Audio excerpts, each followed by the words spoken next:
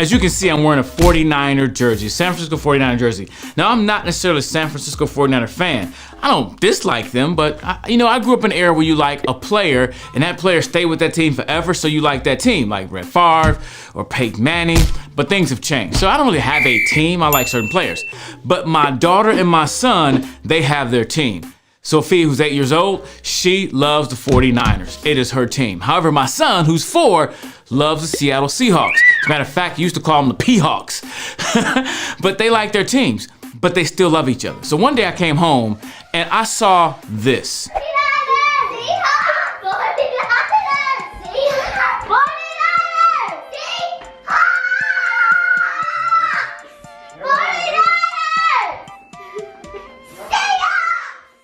Now, if you couldn't understand what they were saying, Sophia was yelling 49ers, while Evan was yelling Seahawks. And I thought it was cute because they were holding hands, they were laughing, they were enjoying each other, but yet they have their teams. And that made me think of this thought. What if, as adults, as a culture, we can learn a lesson from them too? The lesson could be this: hold hands and disagree. What if we in a culture could hold hands and still disagree at the same time? Understanding that we can hold different views on things, but still love each other, still show respect to each other, still accept each other as human beings. We don't always have to agree on everything. And if you disagree with me, that doesn't mean I get to call you names and say something's wrong with you. We just disagree and respect each other on a human level because we are people and we need each other.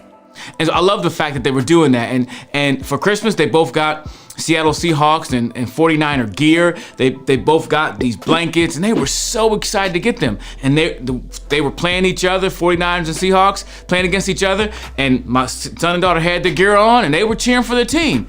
And I like that.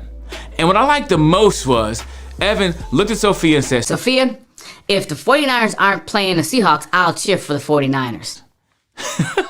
I like that we can agree to disagree, but commit to cooperate, and even more than cooperating, we learn to respect each other and love each other. What if we could hold hands and disagree at the same time?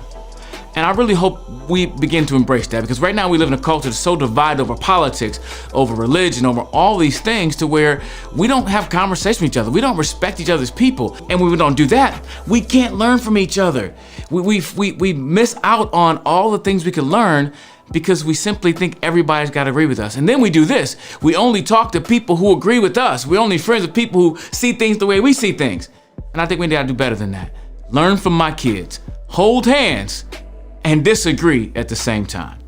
What do you think about that? What do you think about my kids jumping around, yelling for their team, but holding hands? How do you think we can apply that? How can you apply that in your life, first of all? Because it's all about our choices. Because when we make better choices, we will live a better life for ourselves, but I think it impacts our community as well. And let me share one more story with you. I was speaking at a school recently, and I shared that video clip with the kids, and later that day we had small group time, and I got to have the kids write down what they learned from the assembly.